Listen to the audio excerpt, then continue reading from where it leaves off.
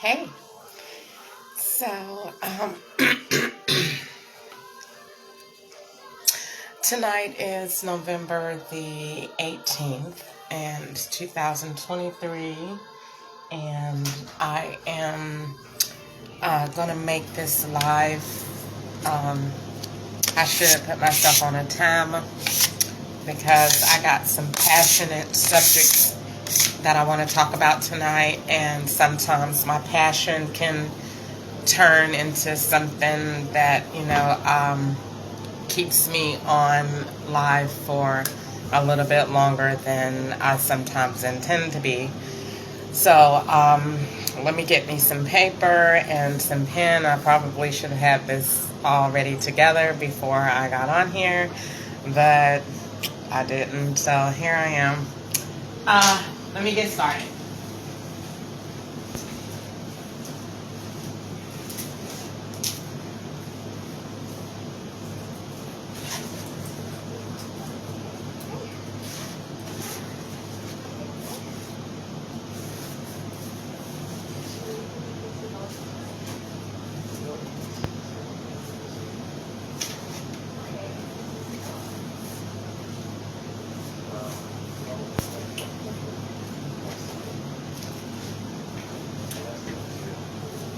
Okay, so we all know about my idea of the Ejoctacar, which is a completely AI operated machine that flies, drives, and is a boat. And so I was thinking, as I ponder more on what what King Biden stated in his APEC conference about making America great for everyone in terms of being able to have affordable, just being able to live great, meaning that we're creating factories where people can work and have a sustainable income so that people can support their families and be self-sufficient. So the main concern for most Americans right now is, where do we fit in terms of artificial? I have a connection. Okay. So basically what I'm trying to say is Americans are concerned with the takeover of artificial intelligence. It keeps buffering, but it shouldn't, because I was in the same position I was last night and I didn't have. Let's see. So let's see if this is better. If not, then I'll end it and then come back later. So basically, when it comes down to my model of the Ejoctacar that I created, that the Lord created and gave me this awesome idea, I was thinking, okay, with the implementation of artificial intelligence in our community, and though it will take away some jobs, artificial intelligence will create factories for these robotic parts. So basically, though the robot will, in layman's terms, will take over and do a lot of jobs that we now do, we will still, the wonderful aspect of that I was thinking of today is that as we implement new, as we move towards new innovation, we will move towards new factories and new plants that will service the robot and that will build parts. So basically, the economy will balance itself out. And so in layman's terms, I'm still writing this right now. I woke up with it, sometime this afternoon, and I wrote it, and I was just like, this is just amazing, because with the new, I've always talked about the ejector car and that it being used with lunar energy, and that it's a lunar battery. It'll be the first battery that's created from, a different energy than what we're using right now. And how many different elements will play a part in that. And, just imagine an individual plant that is making this battery. Okay, so then that is within itself creating jobs for the community. And so this is just one way of what I was thinking and how I was thinking. As God give us the ability to create new, then he will also give us that ability to be self-sufficient and still self-sustaining as we evolve in the future, as we gravitate towards artificial intelligence and what it will really mean in our community. I was also thinking that a new part of that would be, as we look at artificial intelligence and as we see most consumer or business owners like Starbucks, like Walmart, like McDonald's, just to give a few, car dealerships are probably not willing to, Microsoft or major Fortune 500 companies, hotels, law enforcement, they're probably not willing to make that conversion over to AI for simply because they're thinking of the employees that would lose their jobs. And so I've been working on this and praying about it and kind of asking the Lord where would we stand in this, because a guy asked me a long time ago, if AI was to take over your position, where are you? Where would you be? Like, what do you contribute to the earth then? And so I'm thinking that's been on my mind ever since he said it. And so it's really driven me to this point and this purpose. And so what I'm thinking is that what God will do, or what God put in my heart will do, he's always going to be our provider. And he will always make a way for us. And he will always give us wisdom. And so, in that being said, AI will never advance over the Lord. We will always be God, and he will always know everything, and he will always be our go-to and our point. And our nation is one nation under God. So God will always be over us, and he will always provide.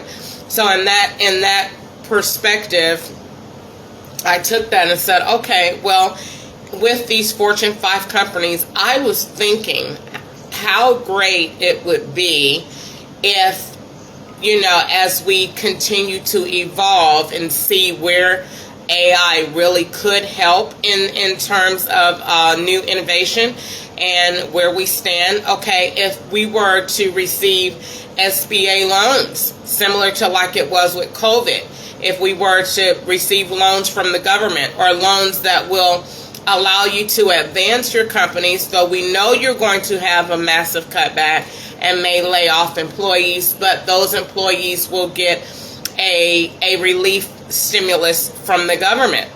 And then what we could do is advance your companies, but then in an effort for you to create more jobs on the back end that will basically enhance so basically, let's use Walmart, for example. I see Walmart very easily doing away with cashiers and doing away with stock, really. And so with some methods of stock. And so with that being said, let's say they said, okay, we don't have this position anymore. This faded out due to AI. But it opened up a whole nother room for this position. And so basically you're kind of receiving a loan or a payment to advance, but then to build so that you can offer a new position, a new AI training enhanced position. Because this is basically what we will want people to do. For example, MARTA is a good company. Greyhound is a good one. I literally can't see the human driving the bus much longer. should be replaced by a new railway system, and that will actually go much faster, that will be more reliable, and that will be more sustainable for our planet. Look at all the fumes and the dust and everything and the pollution. So that comes from buses and all of the smogging and everything. So if you was to think about all the air pollution and everything that comes along with it, and the energy and the gas and everything else, then you say, okay, then what are we doing? So if those companies were, okay, you can advance the money to go green, and then at the same time you're training your drivers that this is what your new position is. This is your old position, but this is what the new position would look like. And so it's kind of like I've been trying to work that out and just think about it, but I think that's a wonderful idea of kind of like what we will be doing and what the future would look like. Definitely Starbucks does not need people there anymore to make coffee. That is just very outdated, and I definitely don't see that. I literally see, I actually see the Starbucks Museum downtown in Atlanta, and that will offer many jobs, that though those barista jobs will go away, factory jobs will blend, because then now Starbucks is making all of these new products, and though AI is still a great part of that, it still opens up a world to have the human still assist the robot with certain things, and even with making the parts to the robot. So this is just like something that's really good to just throw out there. Going back to the initial beginning of my Ejecta car and what I thought, I'm actually going to work on that some tonight. And so, excuse me, I was eating before I got on here. So actually to work on my Ejecta car and what that actually is, and just thinking about it. And basically what I'm thinking is, like, that car is just such a patent in itself on so many levels. The battery, the inside, the intel, the you know, like I said before, when God gave me the idea, that the vehicle is basically, we're traveling, basically right now we're traveling by speed of light, and in the future we will be traveling from the speed of energy, which is really something, to be honest with you, I cannot fathom, because the speed of energy is so much faster and different than the speed of light. And this is science, but at the same time, it's basically, imagine being able to be somewhere like that. That is where the ability is going, and it's like a miracle. It's almost as if it's something that I can't literally fathom. And so to be able to travel at this speed, to be able to be in Atlanta at 3 o'clock and be in New York by 3:30, that is just like, and I mean actually a lot faster, but that is just like, it's life changing. And to know that you're using less resources, so you'll even be using less resources than a plane. And the lunar energy from the moon burns slower. So this is why it will be such a miraculous resource to planet Earth and to our environment, and the way that it will help us sustain the Earth, and how it will help us heal the Earth, how it will help us to rebuild.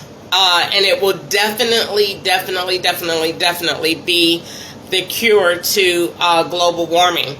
And it will definitely level out the planet in so many different ways.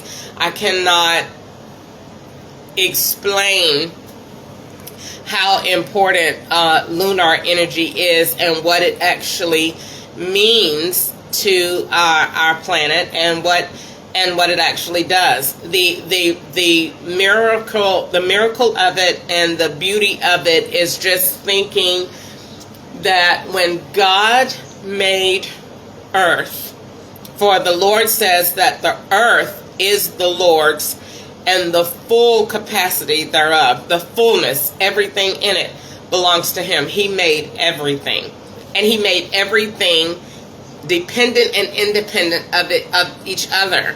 So when he made the earth and he made the solar system and he made each one to turn and to move in correlation with the other, and he knew what Saturn's energy would do, he knew what the Mars would do, he knew what the moon was for, he knew, and so all of these different planets have different energies on those planets that only God knows the reason that he created them. But they all evolve around planet Earth. And so that means that we at certain times receive energy from each of these planets. Now, in the terms of the moon, Mr. Armstrong saw it, and God had given him a glimpse of it, and he said, I need to go see what's on there. But God allowed him only to go but so far. And because he knew that 2023 is going to come, and when 2023 comes, this is what we're going to do. And see, God gave me the vision in California of the ejector car, of the flying car, the everything. It's a machine. It's not even a car. It's a machine that drives, that is a boat, and that is a lunar energy machine. So when God said this is the year 2024, 2024 is the number of 8. Well, the number of 8 is new creation. So everything that God gave it to me, I mean, he could have said, do it here, but it's a reason that he said 2024, because that's the year of new creation. And that's what this is. The ejector car is a new creation. And every time I get frustrated when people say, oh, well, they already have flying cars. You don't have anything remotely close to the ejector car. Nothing absolutely close to it. When they put it out on the market, people will pay just to come and see it. Just to come and see it on display, and they will take pre-orders for it. They don't have anything like this on the market. God created it for a variety of reasons, but mainly what I wanted to say about that was the year was 2024, and 2024 is the number of 8, and that stands for new creation. And so I said it when I was in California, that God would create new, and that he would give us new, because I kept thinking, and if you really honestly think about this yourself, then you would say, she's right. Okay, if we already have gas, and gas vehicles they're doing away with those, and they already have electric, and then they're doing away with those. Where is it for cars to go? And then you say, okay, they're going to fly. Okay, if they fly, you're right, they are going to fly. But then if they fly, what is that going to look like on an economical level? What type of fuel is that really going to be? And do you really think they're going to be still using the fuel that they use in a plane? Absolutely not. Absolutely not. The reason that we're going green is because we're going green so that the entire purpose and meaning of going green is to find a way to sustain the planet without the process of using or exhausting the resources that we have. So going green means that we are using less resources but receiving more from what we put out. It's using a more reliable and sustainable and resourceful energy that works in multiple different ways. And the lunar energy is exactly that. It is exactly that. It is a savior to our planet. It is a miraculous wonder to our medicine. It is probably, in a nutshell, really, to be honest with you, I really can't see one area that lunar energy will not be able to change. Everything from medicine, everything. If you think Botox was good, then wait until you see what the formula is with lunar energy and how it repairs the cells. So when you think about that, you're like, wow, because this is like, we'll use lunar energy in medical surgeries. I mean, in surgeries and medical science, and the cure for cancer. Why? Because it draws over radiation. See, God is just, He's excellent. Lunar energy draws over radiation. And so you think about curing cancer and you think about, okay, what is the dangers of that? Well, the main one is the radiation. And so in order to really cure cancer and without the backlash of it, without radiation, without, having to remove, without the... See, when people take radiation, sometimes they become dark and they're discolored. See, with lunar energy, you won't have those effects. You won't get dark. Because the lunar energy, I can't stress it enough, it's a restorative energy. So it restores and replenishes and rebuilds. And so, without just saying too much about that and giving too much information out about that, it's just what God put in my heart. And just to know that the moon and the lunar energy, lunar energy is just, it will just be a breakthrough for our planet in many different ways. I get so excited just thinking about it, and because God is just awesome in all that He does and all that He creates, and it is God that gives us the power to create wisdom. And so I just think every day for 2 years or more, I listen to Creflo Dollar say that God will give you wisdom in your sleep, and God could give you $1 billion idea, and God can do this and God can do that, and here it is. I went to sleep and woke up, and God literally, this is what you're looking at, and this is what this does, and this is why I allowed it to be at a time like this, when we're looking to say, okay, the sun is basically cooking the earth, and so how do we do it? It keeps getting hotter and hotter. What do? We change the way we power. And as to change the way we power, we will change the trajectory of the universe, of our solar system.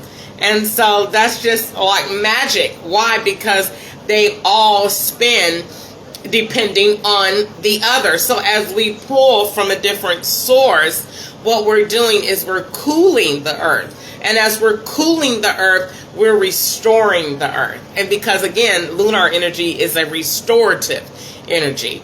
And so it's just amazing. So I'm just like excited. I have never in my life been into science. I know that this is God because I have such a passion and a love for it. Like, I am like totally into the ecosystem, totally into pollution, totally into artificial intelligence and how it can help us save the trees, and how it can help us to how artificial intelligence can even help us with the endangered species. I'm just excited in that terms, especially when it comes down to the whale. I mean, everyone thinks that the fish, that because God made the fish, and how important that is with the omega-3 fats and the proteins and all of the different minerals and nutrients that are inside of the fish that we need. And so if you think that the fish is good for us, wait until you see the whale, honey, his cousin. I mean, God, he created this massive creature and for a reason. And so it's just like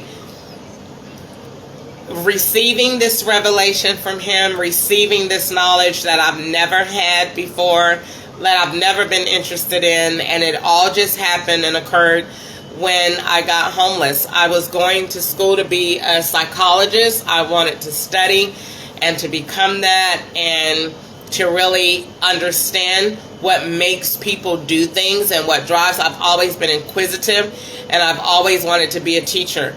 And so this path, the ability to go green and what that means for our earth has just been something that God has put on my heart, and I'm very excited about it in terms of where our planet and our future goes, and what God intends for us in the days to come.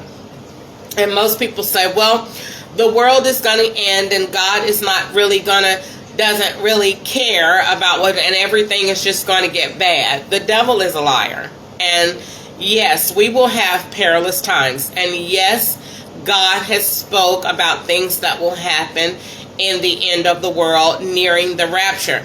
He never said at any time in the Bible, and I would challenge someone to quote me on that. He's never stated that we would be without, and that we would be destitute, and that we would not see him. In fact, he said the total opposite. He said, though I go to be with my Father, I will leave you a comforter, and you will do greater works than these. If I heal the sick, and if I raise the dead, and if I made blind eyes to see, and he said, you will do greater things. You will do greater things. You will cure cancer. You will bring forth new fuel. You will write formulas. You will predict medicine. You will lower the criminal rate. You will balance the economy. Who better to do this than the children of God? Why? Because we have the mind of Christ. So if you know that you have the mind of Christ according to the Bible, then when the ideas come, you are a child of God. So if you're a child of God, then if you are a mechanic, you're going to be a godly mechanic. You will produce and build cars better than anyone else because you're a godly mechanic. If you're a teacher, you will be a better teacher than anyone in the world because you are a godly teacher. If you are a doctor, you'll be a world-renowned doctor. Why? Because you have the Holy Spirit in you. So anything that we do, the Bible says we do it as unto the Lord. So he gets the glory out of that. You're anointed for that. It doesn't mean that because you did this, that, oh, well, then you're just normal. It's nothing normal about us because the Bible says that we're set apart. We're the head and not the tail. We're above and not beneath. We blessed in our going out and we blessed in our coming in. We blessed in everything that we do, that we are receivers of that light that God has given us. Why? Because that's what his word says. So if he said you're above and not beneath, even in your situation, you're above. Hallelujah. You're above because I created you that way. You're going to excel in everything you do. So even when you go to school to be at Capella University and you go to school to be a psychologist, you're going to excel. And so I did. I did. When they look at that and say, wait a minute, that girl was in prison in 2008 and she has a 4.0 GPA. I made the president's list. I made the dean's list twice. And I made the president's list. Why? Because as I studied as unto the Lord. I studied to get an understanding. For his word says, in all of your getting, get an understanding. So I got education to get an understanding so I can help fix my community. I got tired of saying my family is jacked up and my family is ghetto and my family is this. I wanted to get an education so that I could make a difference. And that even if I didn't make the difference, I at least put it all out there. I put it all out there. I said that today. Put out every bit of good energy as you can possibly put out. And it has to come back because that's the universe. That's the universe. Put out as much green as you possibly can. Use this time to devote yourself to the Lord and his purpose and his calling. It's the reason that you're here. Devote yourself as unto the Lord. Go green. Evolve. Everything that I'm saying is biblical. It's biblical for God said. Did he not say that he will heal the land?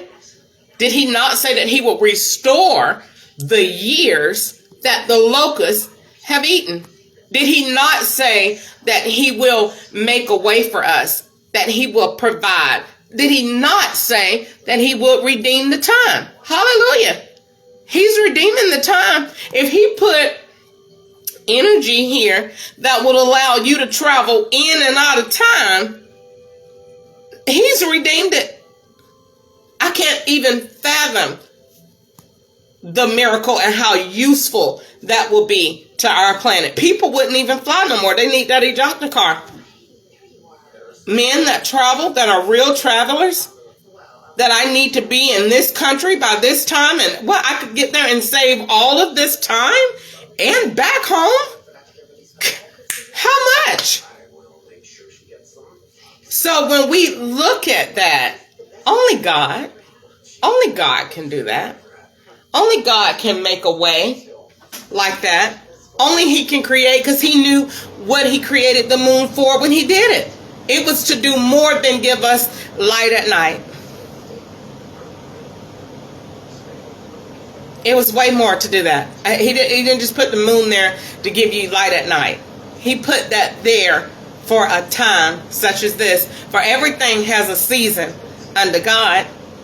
And he knew that 2023, I'm going to birth this. And in 2024, it's going to all be new. Because he said it. And a few weeks ago, November the 1st, he spoke it and said, I'll do a new thing, says the Lord. I will do a new thing. And he provided new energy to give us resources to do what it is that we need to do. And as we get the new resources, the new plants come and new jobs come. Because now we need to know, okay, how do we make this new energy? What do we do?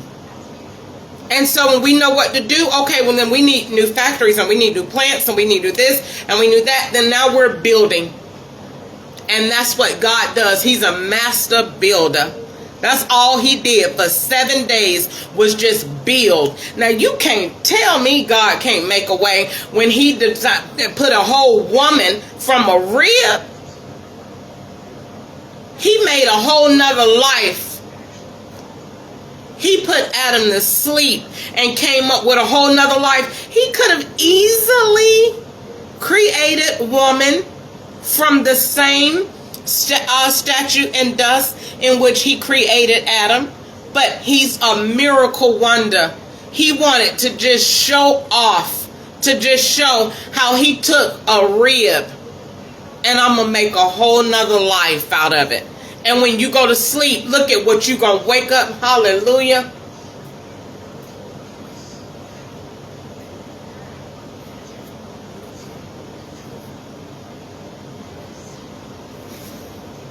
He been working. He been working in the sleep. He been working. In the Bible, he talks about it over and over again. You shall dream dreams. When Peter went to sleep, he woke up with a miracle. When Adam went to sleep, he woke up with a miracle. He liked the work when you rest. He loved it when you just lay down and you just rest and you put your trust in God and you call on him. He loves it. Adam went to sleep and he woke up with a whole nother life beside him. Can you just imagine? Can you just imagine going to sleep and when you wake up, God have created your plus one, your identity, your equal, your better half.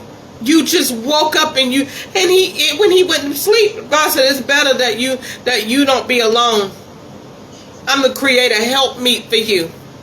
I'm gonna create somebody that's gonna help you tend to this beautiful garden that I done put you in. And he went to sleep. He just laid down.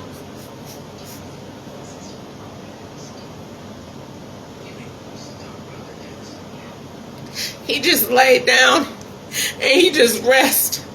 He just let the cares of the garden, the naming, the plants, the fruit trees, he just laid down and he woke up and it was a beautiful lady there to meet his every need. And all he did, he didn't do anything to receive it. He just laid down. He just went to sleep. And when he woke up, God had provided. He had made a way. He had answered every prayer. He had looked at that man and said, you're lonely. You're going to need some help. Let me create it. Take a nap. And when he took a nap and he woke up, everything he needed was provided for. And so here it is in this planet, in this age of artificial intelligence. And when people are saying, well, what we gonna do if AI take our jobs? God said, just take a nap. I'm creating. I'm building right now. I'm building right now. I'm building as you evolve. I'm building. I'm building new systems to communicate with artificial intelligence, because the human is still going to need to communicate with AI. So I'm building. Just rest. God has it all under control. And I'm telling you, right now, this is a good time for me to get off and go worship. And just worship and just thank God for all that he is and all that he's going to do in my life. And in yours too, if you believe in God. I know that God has allowed me to be in this position and in this season for a reason, and that he has a purpose for my life. That he is good in all that he does and all that he's going to do in his wonders. He's a wonder. And so if you really think about it, the Bible says if we just call on him, it's nothing he can't do. It's no problem that we can possibly have that he cannot solve. I got the best teachers in the world that God allowed me to get my spiritual training from. And my spiritual daddies told me I got 3 of them. Actually more than that, but I got 3. I don't know, I just got about 6.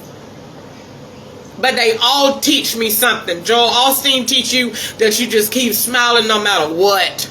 I don't care what's going on. And Creflo Dollar told me you just have that unmovable, unshakable faith that you can look in the eyes of any adverse situation and say the devil is a lie, that Jesus is Lord, and quote the Bible until you see it manifest. And T.D. Jakes told me that I am an answer to a problem. My daddy taught me that. You are answer looking for a problem. You are answer. Because I'm the child of God. I'm a child of the King. I'm an answer. I am a solution looking for a problem. I'm looking for it. Where is it so I can solve it? Where is it? So I can go tell the Lord. And he can download that data to me that I need. Where is the problem? Because I'm a solution. And so when I look at Bill Winston that say, oh, you can have this. Because I said so. Because the Lord said so. So you decree it. And you just see it. And you just call it. Though it's not as though this were. Priscilla Shirer. That you just keep seeing who God says you are. No matter what you see, who did God say you are? She was the first one that prophesied into my life that God said the multitude is going to follow you. A multitude of people.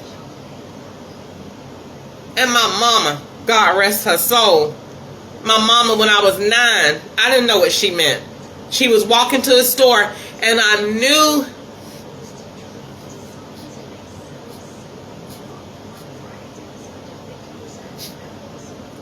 it was something special.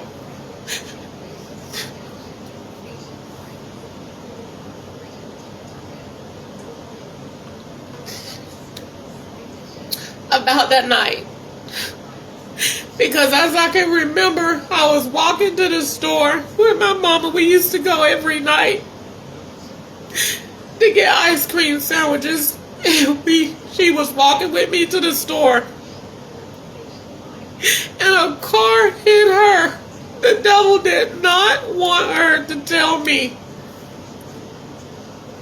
what God said. And she has said, Crystal, you special. I don't know what it is, but I just see you and a lot of people.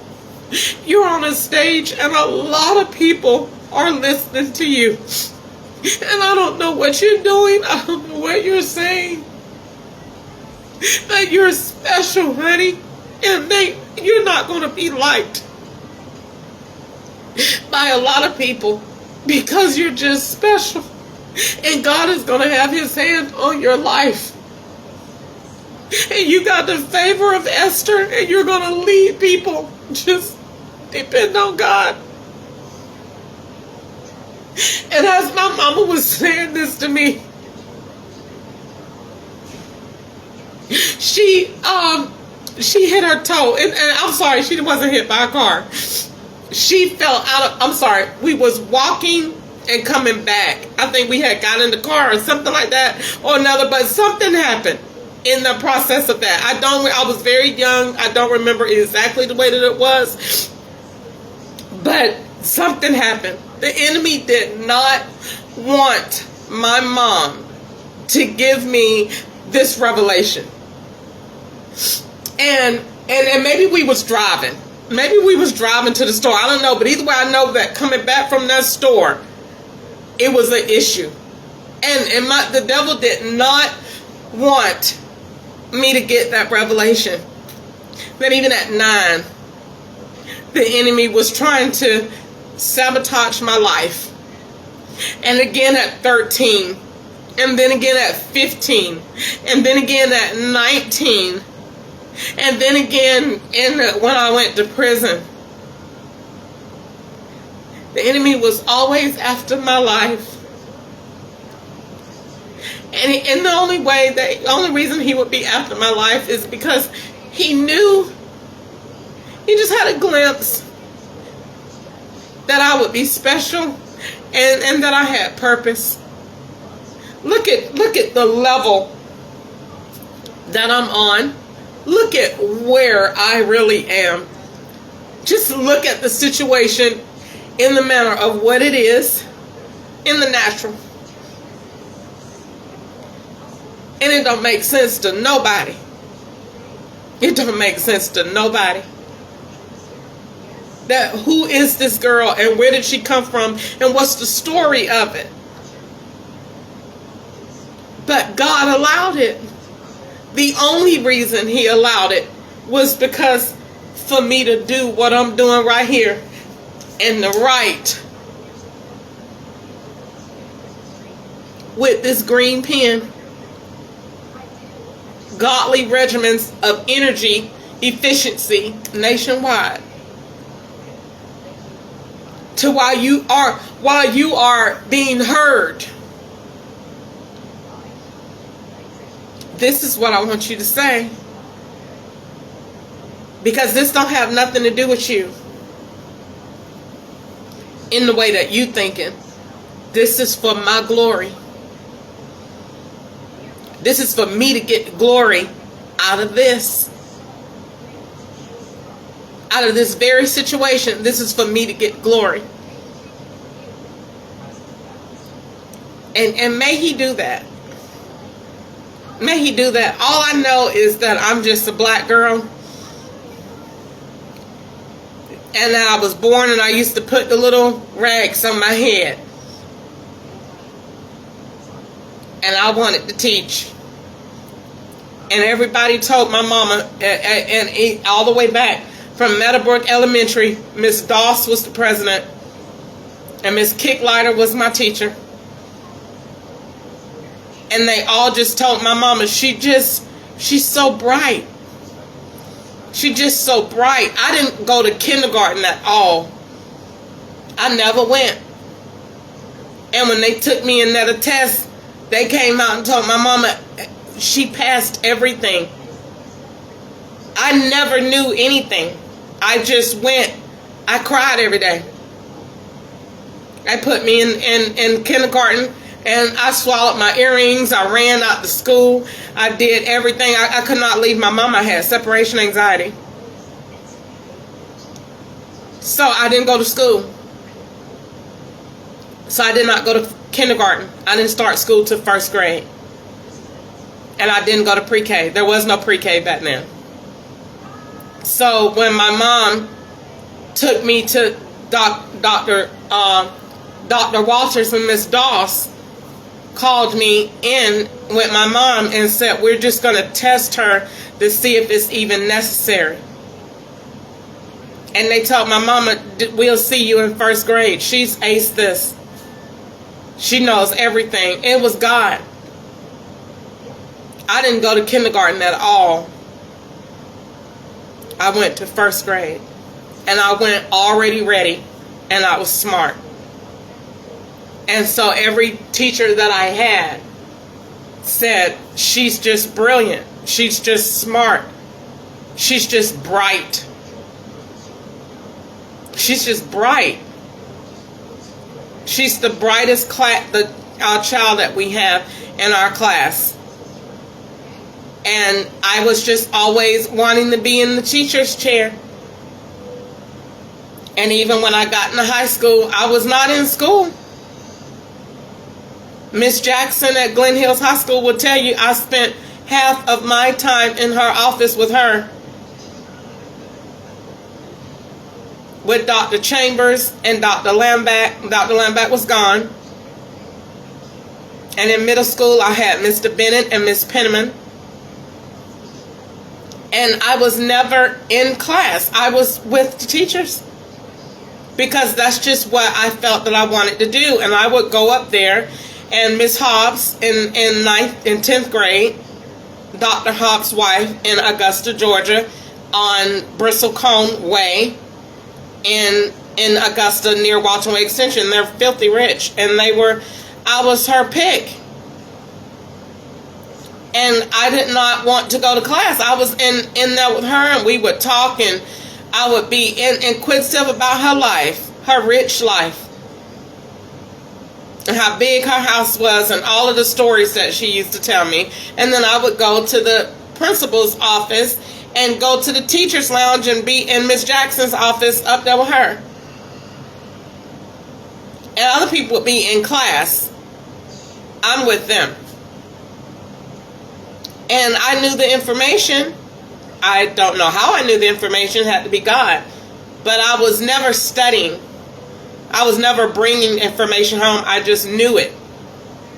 I took algebra in, I think, the 6th or the 7th grade. And I think I started 9th grade in geometry, or I was on my way to it. I think I did. But I was just always ahead.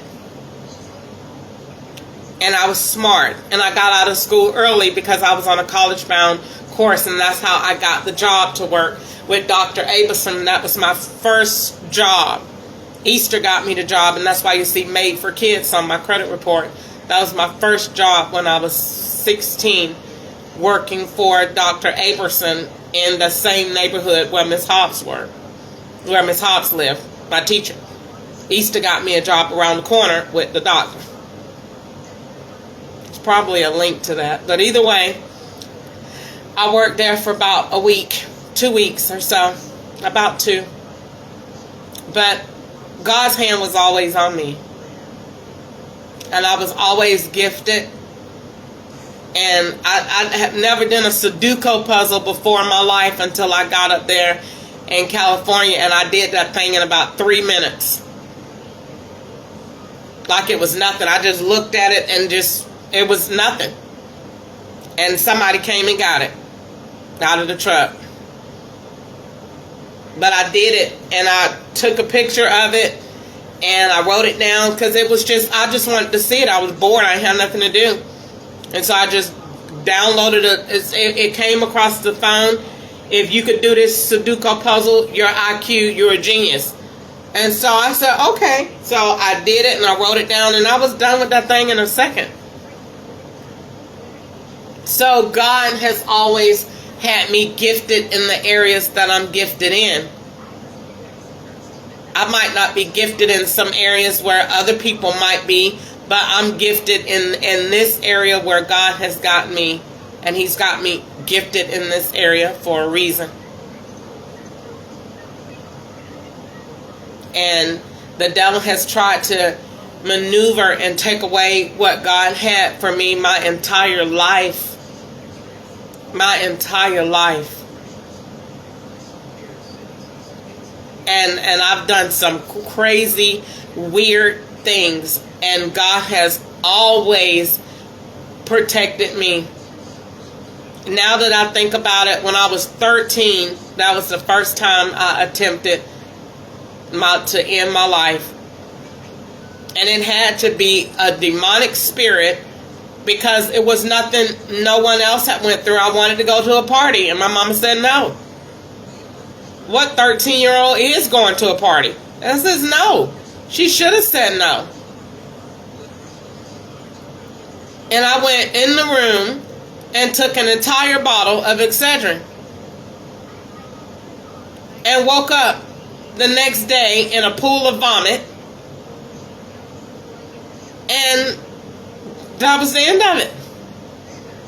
I woke up in a pool of vomit in my room. And God had kept me. And I went to sleep. God kept me. God. And did it again when I turned 15. God kept me. And so, looking back where it is now, God is a keeper. He ain't gonna leave me, and He ain't gonna forsake me, and He gonna make a way for me. And all He's saying is, if you would just hold on, I'm letting you see a glimpse of it. I'm letting you see what I'm doing. Don't be afraid of it. Just look at what I'm doing. Just look at how I'm making a way for you. Just look at how I'm working and I'm orchestrating in the background. All I gotta do, all you gotta do is trust me. All I gotta do is trust him. I know I belong to him, then just trust him. Just trust the process of what he's doing. It's gonna work out. It's gonna work out like you knew it would. But you gotta go through that ugly phase, that ugly part, where you just saying, I don't know. It's ugly. And I don't like it.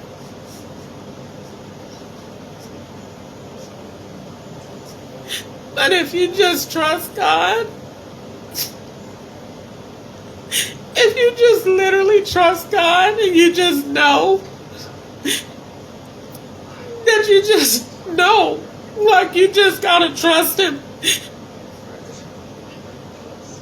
And so I just do, looking back at my situation and just looking at how bad it was all those times in California when they took my truck. And I didn't know where I was going to go that night. And God had that boy named Robert come up to me. I had just sat down and got cold. And God had, I know it was a police that provided it, but look at what happened. He provided. I said, just sat down. I had just started to just get in the emotion. And the guy came up and said, do you need anything? I said, a blanket. He said, I'll be right back. I know the blanket came from the police. There was still God provided. He sent me 2. I think I had on shorts. Didn't have no clothes yet to get to my storage or whatever it was. What did the guy do? He came and said, no, I was walking somewhere. They had put a pair of jeans and a pillow. Right there. This is a pillow for you. And here's a pair of jeans so you can put on. We know you cold. God provided. So, I'm about to get off of here. I got something I want to work on. I thought about it today.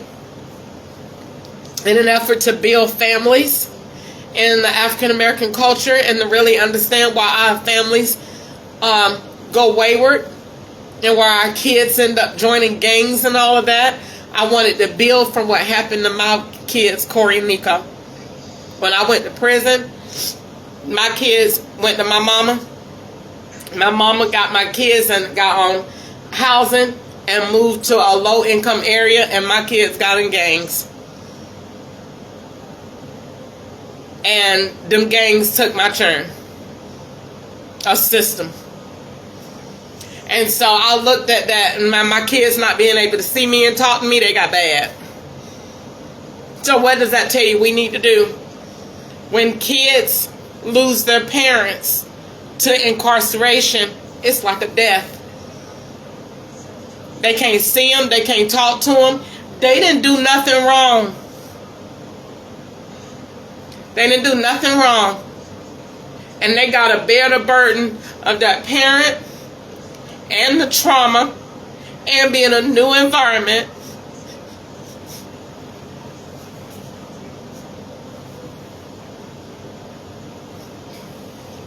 I wish I could change that so bad.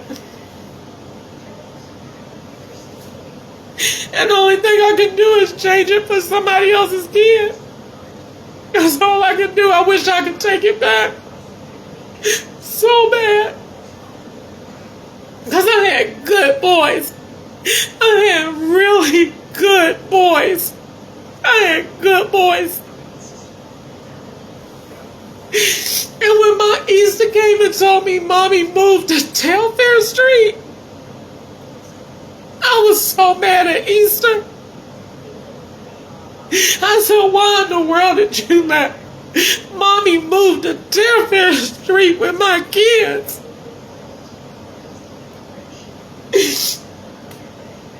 And when my kids came to see me for the first time in prison, I hadn't seen them in 2 years, and Nico had on baby fat shoes.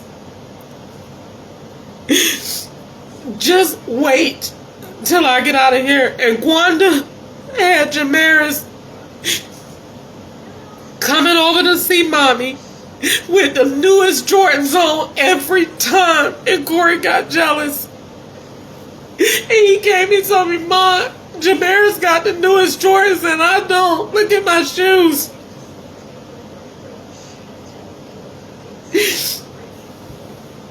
And I think about that all the time. About, okay, then what do I do with this guilt? How can I take this guilt and then change this energy so that it helps? I gotta save somebody else's kid. Cause some guy just got locked up for life. Or somebody's daughter just got locked up for 5 years or 10. And her kid is with somebody. And they can't buy for them like she did. And even if it's just not about material things, it's about that child is going to bed at night and saying that I didn't do nothing wrong. And when that judge sentenced that girl or that man, he sentenced that child. That child be hurting. That child be crying. That child don't have what they need. So I gotta fix it for somebody else's kid. And so I came up with my daddy's friend. And I want to say my daddy's friend because more men get locked up than women. Or I'm going to change it probably to be my mama's friend for women or whatever. Or prison pal or something like that. But basically what I wanted to do, I'm going to use my own money. And what I want to do is I want to get a tally of inmates that are in prison that got children and you can't see them. And then what we'll do is we'll either get approved laptops or tablets, or we will bring them to visit you, or we'll do both. We'll give you tablets, because in Georgia they already got tablets anyway. And we will pay for that visitation for you to get with your kids 3 times a week at least. And you can only be visiting with your kid. You can't have no woman on there. Won't be no stuff. We're going to have AI set all of that up. I already thought about that today. And you can only visit with your kids. And then that way that kid is not suffering. And then we'll pay for that. We'll pay for that online visitation. And then maybe once a month or once every 3 months, we will pay for you to have an activity at that prison. So let's say we will have a section in the prison set up where we go and you visit, and maybe you can play games or you can do something like that, and you can spend time with your kid. Because if not, those kids internalize that trauma. I know mine did. And if mine did it, then somebody else's kid will do it. And it's not fair to them. Nico and Corey was just 6 and 8 when I went to prison. And when I got out, they were 10 and 12. They were just 6 and 8. So they were too little. They were too young. And they were perfect. And I came out to one stealing, and one is already, system already got him. So I want to help save somebody else's kid. And that's why when I came out of prison in 2008, I came up with Reach the Children. Reach the Children. Because that's what I wanted to do. That's what God had put that on my heart back then. And I woke up, I had a dream. And I told Brandy. And the next week, they had got my kid, got my son. I said, I got to get to Corey. I had called Easter and said, I need you to get Corey up here to see me because I had a dream about him. And I need you to get him up here to me as soon as possible. And the next week, I got a call, and Mr. Nixon said, we got your son for murder. Click, and hung up in my face. So, who would do that? Call somebody in prison and be that evil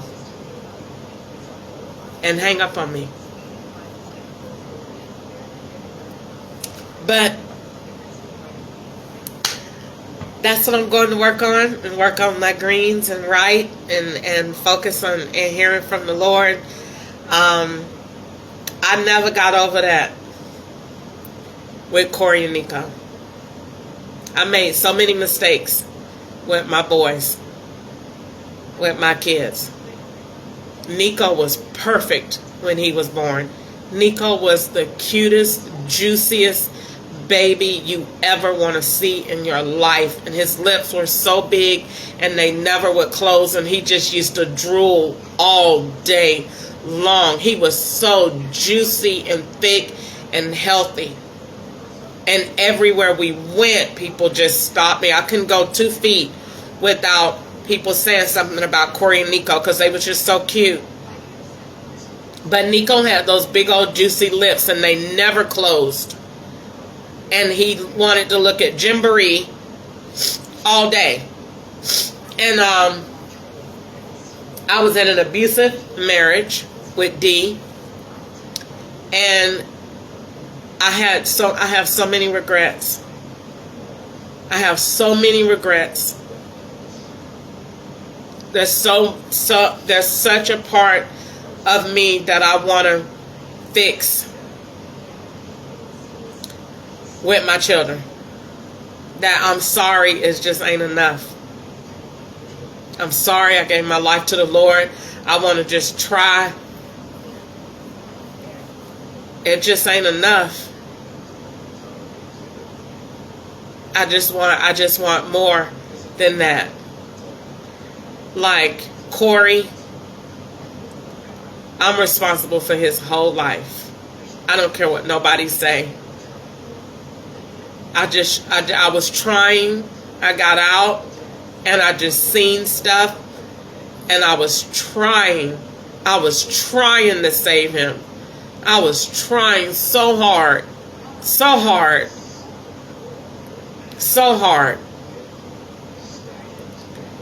And before he got out on July 15th, 2015, I called the jail, DJJ, and I told his counselor, I'm not going to come and get him. And I wish I hadn't have been persuaded by her. But if we were in a court of law, she would say, if they would say, did Miss Ketchup call you the night before his release and say she wasn't coming, the lady will say, yeah. I saw it already. And I said, I'm not coming to get him. I want to let him stay there a little while longer, and I'm going to go to the judge. Because I just knew that if he got out, it wasn't going to be right. And I had just got diagnosed with sarcoidosis, and I was on that god-awful medication that had my hormones. I gained 20-some pounds in a week. My face had blew up. I was going through a lot. I could barely walk. I was so agitated. I was always in pain. And I said, I just want him to stay, because I just knew that the system wasn't going to be fair to him. And my baby got out to get on a roller coaster, and they intended when he got out to put him back in. He went so fast. They was moving him so fast. And I called, and I knew it was a setup, because as soon as he got out, his probation officer was mine. And I called and reported it. He's in DJJ. Why do he got an adult probation officer? What are y'all doing? He's a child. Yeah, he grown. But that lady was hell to me. She ain't finna be over him. Because I ain't on probation no more. I wasn't on probation or parole or anything. And I told her, you ain't welcome to my house. You aggravated the hell out of me. You ain't finna torture my son. I know what to do. I called the Department of who I called? Somebody in Atlanta. And somebody in South Carolina, because he got released to me in South Carolina at 121 Williamsburg Road in Irmo, South Carolina, 29063 in 2015. And Ketchup took him to the movies that night alone. And I believe that Ketchup told him what the plan was and what was really going on. And I believe that Corey already knew, because somebody was messaging him on Facebook. And Corey just wasn't with it. And that's why Corey never liked Ketchup. And I was wondering why Ketchup wanted to take Corey to the movies alone. And he said it was for them to bond. No, it was for him to talk to him about who he really was and what Corey had to do. And Corey wasn't for it. So they just had decided then we just gonna go ahead and put him back to jail, because he ain't gonna follow the plan. Nico didn't mind, because Nico didn't like me really anyway for what happened to Corey. So Nico was gonna play along. Corey really loves me. Nico was caught between a very tough period and an age, and he's been brainwashed. He loves me somewhere underneath everything, but he got layers and layers of hate. And Gwanda got to Nico. She brainwashed him at 10 and started him with the running away. And told him in my face, if you don't want to be there, just run away. They ain't going to do nothing because of your age. Just keep running away and then come over here. They was actually playing a game. So Corey, on the other hand, I never got over that. I've always felt obligated for his pain, because I felt like it was my fault. That you shouldn't have let them tell you what you knew. You're the one that get the dreams. You're the one that get the inspirations. Don't let somebody tell you what God had already showed you in a dream. Don't pick him up. What they gonna do? And I was thinking, call Gwanda. And Gwanda would go pick him up, and that's exactly where he went anyway. And I just hate that whole thing. I wish to God if I have any regret in my entire life, the only regret I would have is 2004. In 2004, the police never let me go. My kids never let me go. And I never let myself go either. So the police been holding me for 20 years. I've been holding myself for 20. The FBI been holding me for 20. The IRS been holding me for 20. I never let myself go. I never forgave myself. And how can you really go on and live a good life when you done hurt somebody like that? When you done caused him a life of pain because of your decision. How can you go on and say, well, how can you? I caused him a life of pain. A life, his whole life. His whole life. His whole life got messed up because of my decisions. And I was trying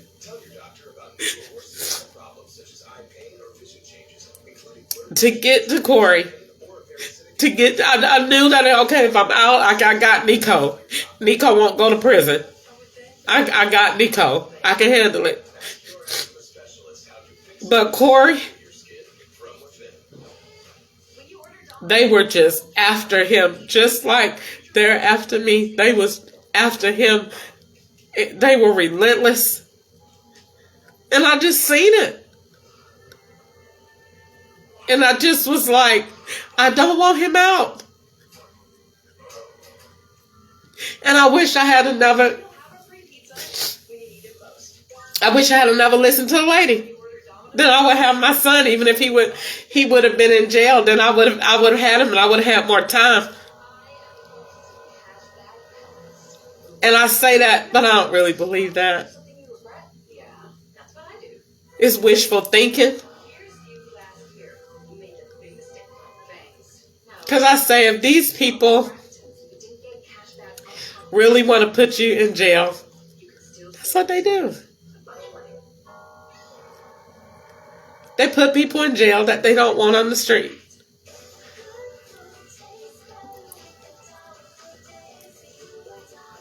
And people know it. And they go along with it. And don't nobody do nothing about it.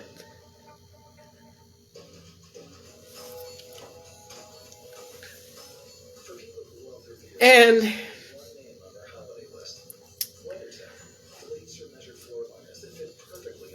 I just feel like for that reason alone, my life got purpose.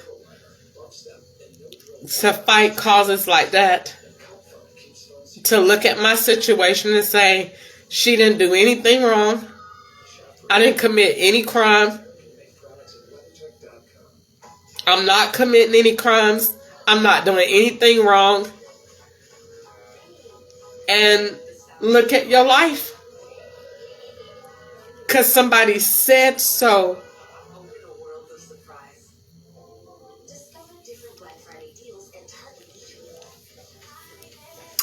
And I also want to fight. This is the last thing I'm going to say before I get off.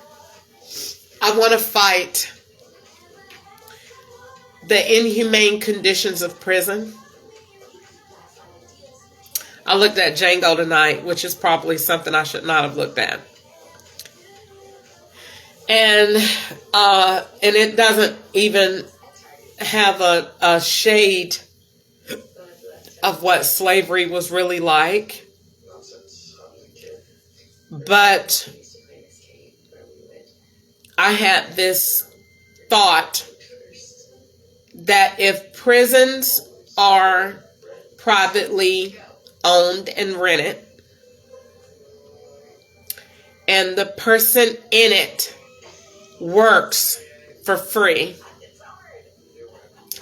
and the conditions are inhumane, what is that?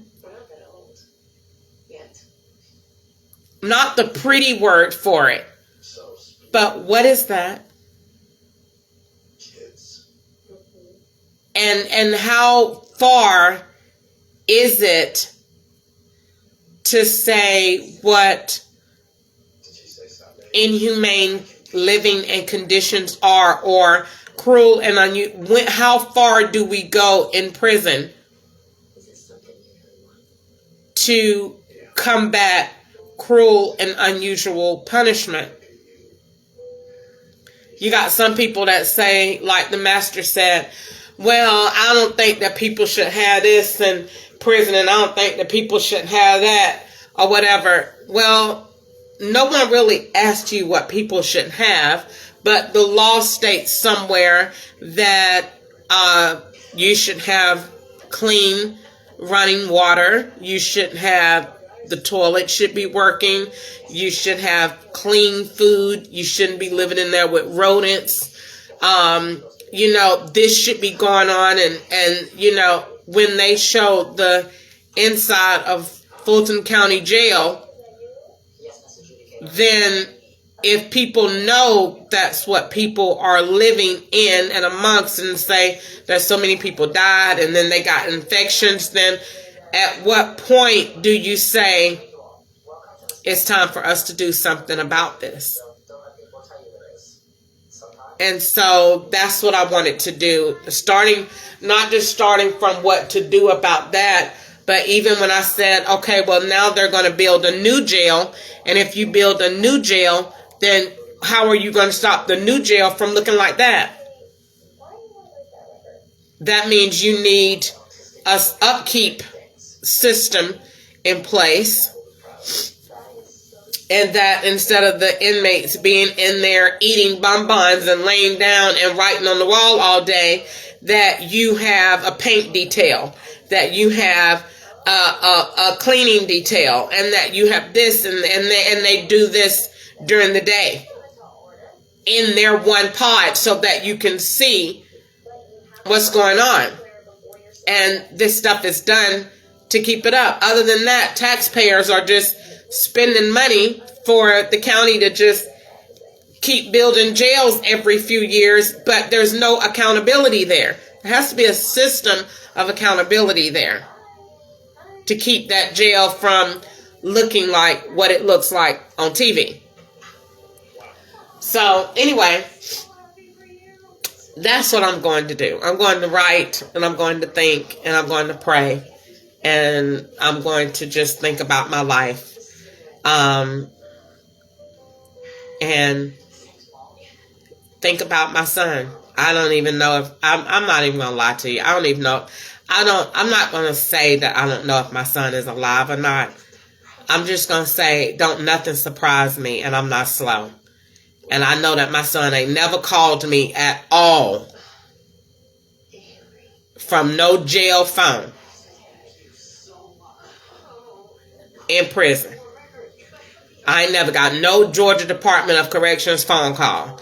And anytime I call Georgia Department of Corrections to speak to my son, they make up some kind of reason and say you ain't on the list or this, that, and the other. All of this is one large conspiracy. The only person he called is the agent of internal affairs of the Southern region, which is Terry Ray in North Carolina or wherever they got her at. That's the only person that talked to Corey. Nobody else in this family. Easter don't even mention him like he's not ever been alive. It's just amazing to me how this family just all of a sudden don't act like my kids was name brand. I mean, not name brand, but my kids was, I'm a center of attention in the family. My kids was too. Everybody knew Corey and Nico. Now nobody mentions them. Like they just never existed. Who is Corey? You talk to Corey? Who's Corey? If I was to call Easter right now and say, you talk to Corey, or you ever, Crystal, I don't know any of those people. They act like you just making up names that they never heard of before. I'm telling you, I just can't wait till, if this ever gets in court, don't ever bring my family up on the stand, because I'm just going to tear them apart. Because everybody just went retarded. When Ketchup left in 2020, the whole family went retarded. Every last one of them. Literally, I have a notebook that shows you talking to every one of Nika, you talking to April, you talking to Easter, you talking to Gwanda, you talking to Sharon, you talking to Sheila, talking to everybody. Ketchup left in 2020, whole family. He took the whole family, pick them up, packed them up. They went in that system. Blocked, and you can't talk to Vanna at all. But when Ketchup was there, they talking 3 or 4 hours long. Now, mind you, they putting the call on hold mind you. So they keep my line tied up, and they be actually on the other end talking, doing another call. So granted, they did that. So when you say you on the phone with Vonna, no, Vonna was actually on the phone doing this,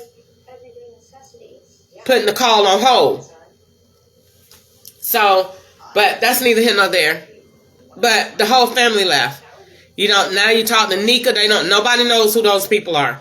You talk to Nika, what's Nika's phone number? I don't know any. Chris, don't ask me about that. They get agitated. If I was to call Easter right now and say, is Nika on Facebook or anybody else? I can't see none of them on Facebook. My whole Facebook ain't nothing but fake people. One fake person after the next. One fake Facebook page after the next. I can't see none of my family. None of them see me. But the videos they claim that are put out there. That's not my page. Because if you can see my page, I would be able to see yours. So that's not my page. So I don't get to see any of my family. That is very frustrating for me, because at the end of the day, I feel like, for real, I feel like that's just slavery. That's just the master keeping me from my son because it's out of spite. And I can. And I know you want to see your children, so I'm not going to let you. And what other reason for that to be? Like, I just look at all the time that is being taken out of my life for this situation. When the law say you innocent until proven guilty, they don't treat me like I'm innocent. Do it look like I'm treated like I'm innocent? Do it look like it? No, you treated guilty until we make you guilty. That's what the law is. The law is not you're innocent until you proven guilty. The law is you guilty until we tell you you guilty. For black people. The law for white people is you innocent until you proven guilty. For white people. And I'm not going to be afraid to say that, because that's just the truth. That's just the truth. And it's about time that somebody be brave enough to say that. That we do live in a society that you think, everybody think, I did too. I thought that the law was really the real law until I seen my sister. Until I got in it myself. And then, no, the law is not that. Blue collar law, all the police stick together. It's a family. And if one got caught in something, then they all gonna cover. And you deal with them all. And you get retaliation from them all. And then if one is connected and one of them got a little family with a little pull, then now you got that family went home and told their family, and now you got the retaliation of that family. And it just grows. But the law is really not. It's supposed to be you innocent until you proven guilty. It's really not. It's you guilty until we make you guilty. Until we get what we want. Why else would police say with confidence? Why else would the police tell me in confidence, oh, you going to prison? How can you tell me that if I ain't did nothing wrong? Then that means you're going to make the evidence. You're going to do it so that you can produce a desired outcome. Then in that regard, what do you really call that? You call that slavery if there is no way that it is no one that you can tell about this situation, and that person is going to do something to defend your rights. To defend. No one has gotten these people off my phone yet. No one has. No one. But I get 1,000 messages during the day. We see you. We're watching. Yeah, you're watching me get abused like I've been abused since I made my first federal complaint in 2018. Yeah, everybody was watching, but apparently nobody was watching my SD cards get stolen. Everybody know who got them. The FBI ain't called me and said, come back and get your SD cards. We're going to give them back to you. Because we know who got them, because we watched the whole thing go down. The FBI watched the entire thing go down. And ain't called me yet to say, here go your wallet. Here go your camera bag. Or here go your 200 plus SD cards. No, they didn't. They didn't call me and say you can come get these back. But do they have them? Oh yeah, they got them. Because they want to see just how much she really had. So yeah, somebody's still going through them as we speak. Watching, going through, flipping through those SD cards, seeing all of the evidence that I have accumulated over the last 5 years of my life. That's money that I paid for each one of those SD cards just to have them taken from me. When it was told a week before they got took that they was going to take them. They told me on TV. I wrote it in my notebook that they told me they were going to steal them. So, and then say, you going to jail. And then in the process of all this, I don't get to talk to my kids. I don't really get to talk to my family. You don't really get, I mean, you don't get to even call a lawyer.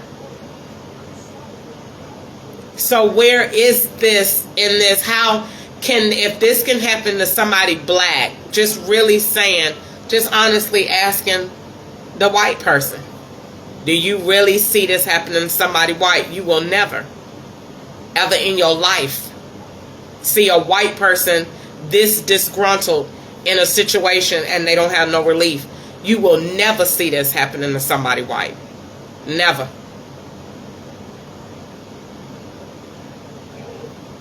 So, in that regard, God has to have me in this position for a reason.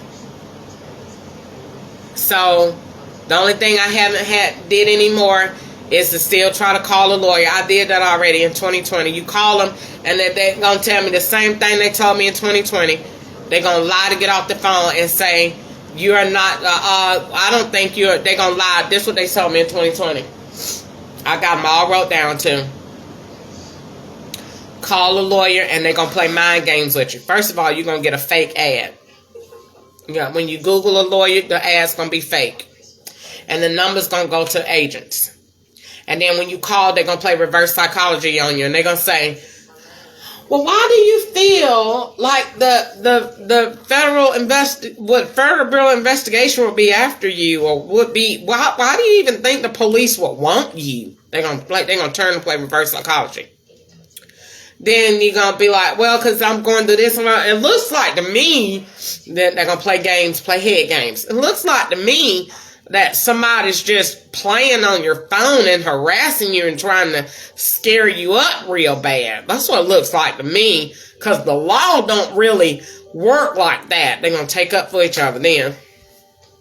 And then you're going to say, well, I got all of this different evidence and this and that. Can I come into your office? Well, I don't really have time for it. I mean, I'm just telling you, you can show me whatever you want, but I'm just telling you, the law don't work like that. If you got some kind of stuff like that going on, baby, the feds is just not going to do that. They just don't play like that. You know, they're really arrogant sons of bitches. And if they want to come out and serve a warrant or get your stuff, I mean, they'll just knock on the door. They ain't got time. You know, who are you that they got to have time to make up all this stuff? I mean, sounds to me like somebody's just pulling your chain. Because they're going to take up for each other. Then you're going to hang up and call somebody else. You're going to call the white person. Then you're going to call somebody black. And the black man just going to listen because he's trying to make sure he don't intimidate and get his stuff incriminated and wrapped up in nothing. And he listening, he an agent too, and he going to say on the low, you ain't the one we looking for. But he going to say it like, I don't think you the target in this. And he going to say, I got another call, but I just heard everything you saying, and the law don't really work like that. And I don't think that you're really, you got to call me when you get a target letter, because I don't think you're the target. And then that's going to make me feel like, Okay, so they saying they targeting somebody else. They really not targeting me. Okay, so then they really not after me. Okay, so so maybe they investigating everything that I said, and that's gonna make me be all bubbly. Okay. And then the drama continues. And the saga continues. And so that is how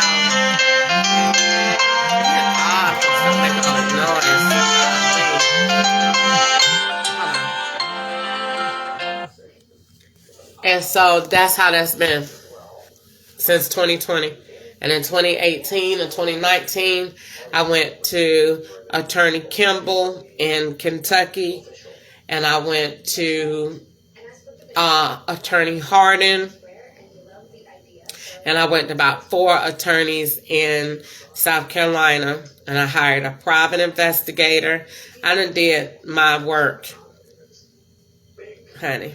I did my work in this situation. For somebody that is supposed to be staged as being a criminal, I'm sure the one calling the police. And you can't tell me that this ain't been one just long drawn out conspiracy that just done went bad and just done got worse. Because even when Corey got out with, tell me how Corey got out with counterfeit money.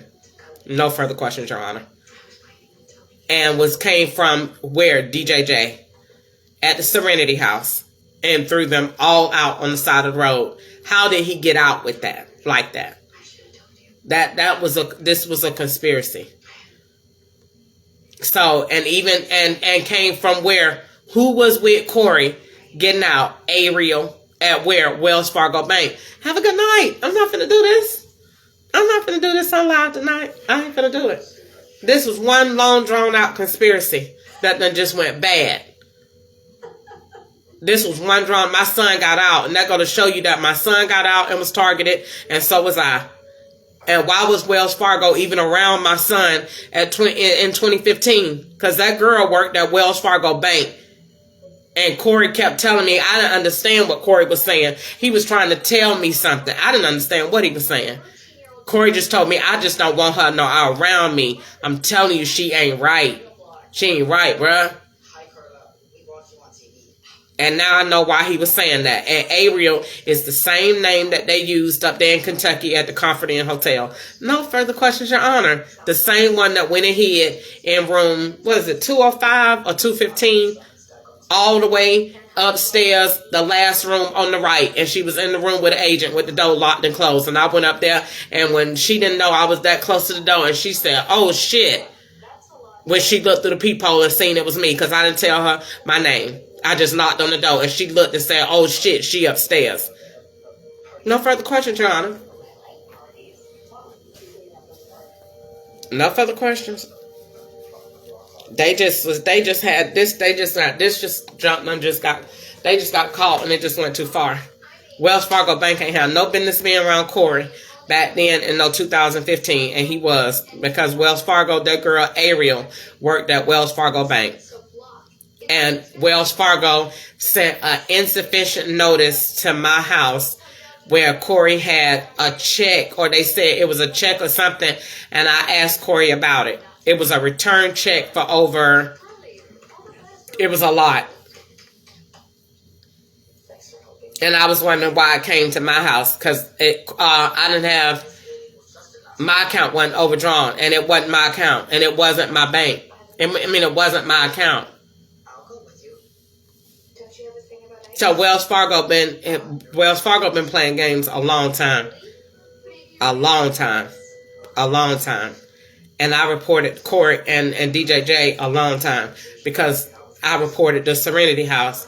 I was just reporting and telling stuff I didn't have any idea of what I was telling. All the way back then, I was always telling.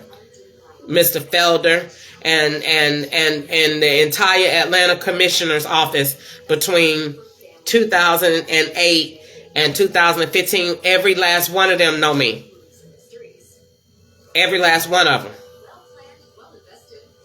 Because all the way, Mr. Samuels in Columbus, 706-573-5450, if I'm mistaken, was his phone number. Every last one of them know me.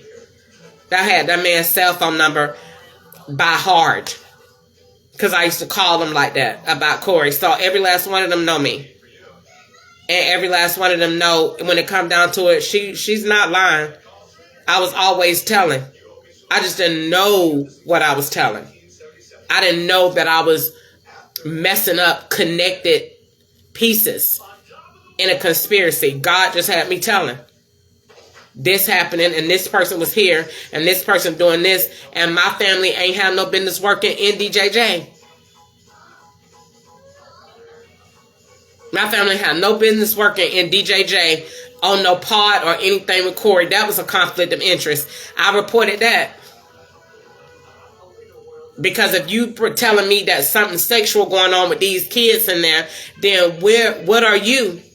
Then it would be, you would think that the FBI would have done questioned them by now. And I know they're not lying. I know my family better not be lying. Because God know I'm not lying. So I told what God had already told me, showed me as soon as I walked in there. These people done lost their doggone minds. I'm finna go tell. So when I get it confirmed, you just confirming what God done already told me. I already knew that. I already knew something going on here. So in the process of all of that, that's what I'm saying. That it went right. And as long as somebody got a lie, then I'm good. My freedom and everything is set, and so is my money, and so is my blessing that the Lord told me. Because if the law thought that half of what they made was good, I would already be in jail by now. So I don't be worried about nothing. I know that God is going to bless me. My dream is going to come true, and it ain't going to falter, and it ain't going to waver. I woke up with it in 2018, and every dream that God done gave me so far, when it come down to this case, done came to pass. I caught the lady shopping in the store. I done caught the cards. I done caught the banks. I done caught everything. So now all I'm doing is writing, and all of that is just redundant. And all the way down to where the fact that I was accused or being accused of being a man, that too has been already reported. I've said that back in 2020. INMP. I'm not a male profile. I am a female. And that's why Ketchup knew that and wanted me to keep my vagina hairy. Bye, y'all. And God had me shaving it bald every time. And he kept saying, leave your vagina hairy. I didn't know why he was saying that. I want your vagina hairy. No, it's not finna be hairy. It's bald as I don't know what. And he wanted it hairy so he could look like a man. He would look like a man, and had Anthony and the other men saying they got real small penises. No, I don't have a penis. I have a fat vagina. And Ketchup wanted it to be hairy so it could look like a man, so they could make it look like a little penis was coming out of it. The devil is a lie, and all of his works are destroyed, and no weapon formed against me shall prosper. And they can have a good day with that. And I don't have to worry about that. If they was ever in their life to even think about putting me in a male prison, that'd be the worst thing that they ever did. And the lawsuit would just come out. Because I'm not no man. And I am a female. And when we go in to be examined to get in there, all of my female organ parts, I got a whole ovary over here. So what they gonna do with it? I guess they wasn't thinking about that. I have an entire ovary on the left side. So that, and my breast is real. And I got a C-section scar. So I don't know what they was doing with that. Not really even gonna worry about it. But the point of the matter is, I am a girl. I'm not a girl, I'm a woman. A 46-year-old woman. And I ain't no twin, and my name ain't no Chris. My mama calls me Chris because that was like Chrissy, and the law just done took that and ran with that. Even had a boy down there, and every time I go to U-Haul, and I'm gonna put on U-Haul thing tonight, I do not want that man coming around me. And I'm going to put him there because every time I check in, they make him be there and make him check in under Chris. That's not my name, and I don't appreciate it, and he's too young, and anybody that work for y'all need to have on a badge. And matter of fact, every time I go to U-Haul, it's them same people, and none of them people was there when I opened the account. So where is all the people that was there? They don't have nobody there but them young boys every time, and I don't appreciate it. And they getting a review at some point during this week. But anyway, I gotta go. The Lord is on my side, and if God is for me, who could be against me? But nope, I'm not no man. I am a woman, and my vagina is bald. And that might be a little bit too much information, but the law know why I'm saying it, and that is important, and it is relevant to this. And now see why I'll catch up in them to my let your vagina get hairy. I like it hairy. No, it's bald. It's bald. As a matter of fact, I'm going to shave it again tonight. It's bald. Nothing on it, so you can see clearly. And they overlaid the Real Husbands of Hollywood with it on the female on the episode where they all went to jail and had Regina Hall in the jail cell doing doing that, and she went, and then they went in there, and then Boris' wife went with the girl, and the girl said that she had a little clitoris that looked like a penis, but she couldn't tell because it was all hairy. They overlaid it, all of that. I got all of it. Child, please, no weapon formed against me shall prosper. I ain't worrying about that. I'm not worrying about any of that at all. So no weapon formed against me shall prosper. I am a seed of the righteous, and I am a female, and I'm not a man. And I'm not finna worry about that. And I'm not finna worry about the lies. That's a shame that people, just even the thought that somebody could just make up an insane, that just even the fact, just look at that. That a white person can just make up a lie like that and change your life and then just make people go with it. And then I went to Doraville, and the Doraville police come over the TV and say a racist statement about it. And the man literally talking over the cartoon, "You're in the wrong town, boy." Like, that's traumatizing. That's like really like, I can't believe this is the law. And they be literally riding around like they doing the right thing. This is the law that come on your TV interrupt your programming. "You're in the wrong town, boy." I ain't no boy, master. "You're in the wrong town, boy." I mean, they do the most. In California, that man hawk spit in my Bluetooth. You know how nasty that sound? Where a white racist person hawking spit in your ear. He said, I mean that nasty kind. Like when they, oh, it was so nasty. And he did it in my ear, to where I could hear it real good. Like he was spitting on me. They need Jesus.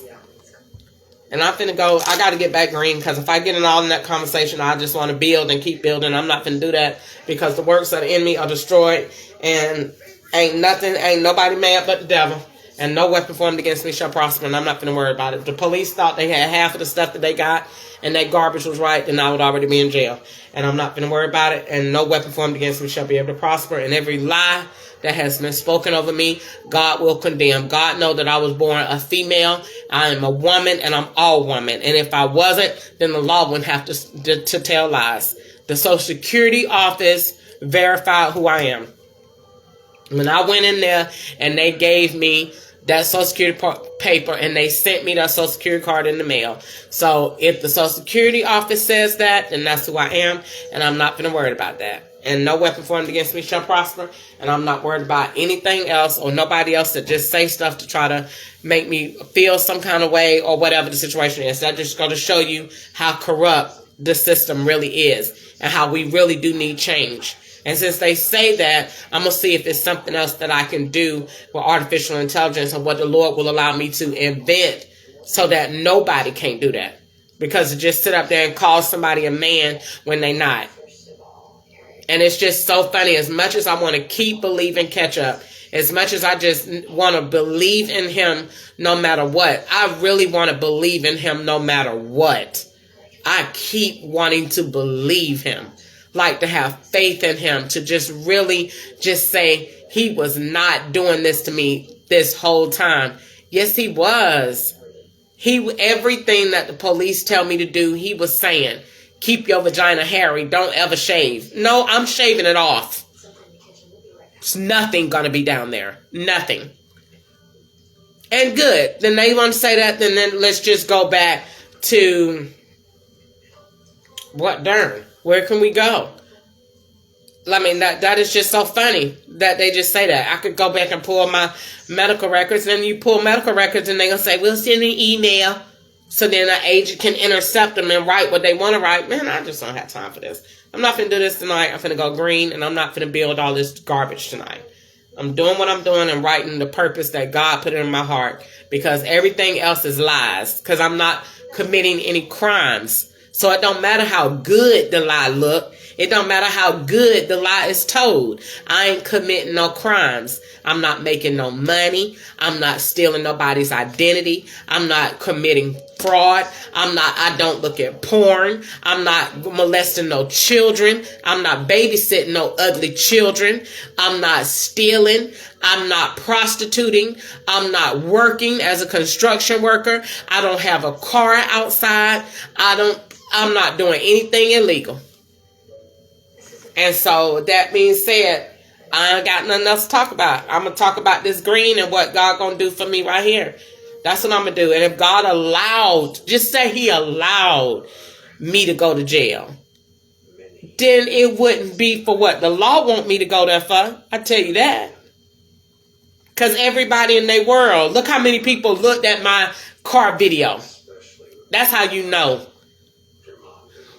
I put that car video up there, over 2,000 people. I put another video up there. It had like over, how many views did that have in California? It had a lot. That means all of those individual computers had to sign on to make that. In California, they told me I had millions of views. I don't know if they lied or not. But the point of the matter is, all of them people looked at that. So if all of them looked at that, I'm going to trust in the Lord. They put me in jail. It don't take but one anonymous letter, one SD card. All these agents that have been following me all these years, child, they see me as payday in California. I don't know what Georgia doing. California saw me as payday. They told me up front, don't worry about it. When you go, we got you. We going to come and get you. All that take is one SD card to get sent to the solicitor's office, or one person, an attorney, to get the evidence that they need. That's all it takes. It's not a world where you really can't clear somebody of wrongdoing easily. It's not that type of world we live in anymore. Artificial intelligence is too broad for that. So if an FBI agent wanted to clear me, they don't have to do nothing. Wait until you get arrested. We got you. Somebody just gonna get the information in their system. It's just gonna show up in court. You're just gonna have an attorney just show up with everything that you need. Don't worry about it. And nobody ever have to say their name, and they just got it. And then you just cleared. Because then we done took the evidence where it need to be took. So I don't really be worried about that. God is going to clear me and vindicate me wholeheartedly. This is just a matter of me trusting in him. And then when I trust in him, God will provide the money and the resources to do all of the things that he told me to do, to help in the planet. And that I'll be a miracle. And everybody will say, we thought for sure that girl was going to get in prison. or we knew that that girl was gonna be this and that. No, God got somebody fighting for me, honey. Best believe that. I shall live and not die and declare the wonderful, wonderful, matchless works of the Lord. God is gonna be by my side, honey. You best believe that. And I'm gonna change the world. This black girl sitting right here, God is going to use me to change the world and work in my planet, and all of these things that the enemy meant for harm, God is going to work them out for my good. You best believe that. And I'm going to save people's lives, and I'm going to help children, and I'm going to help really my culture.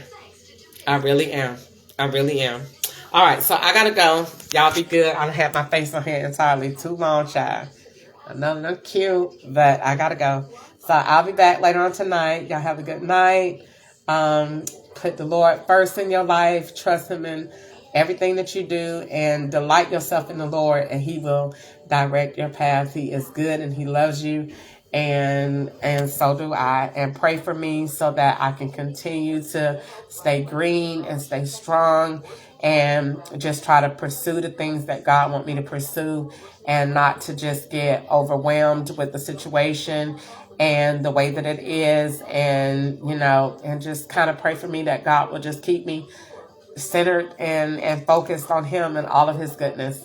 Thank you so much for looking at my video.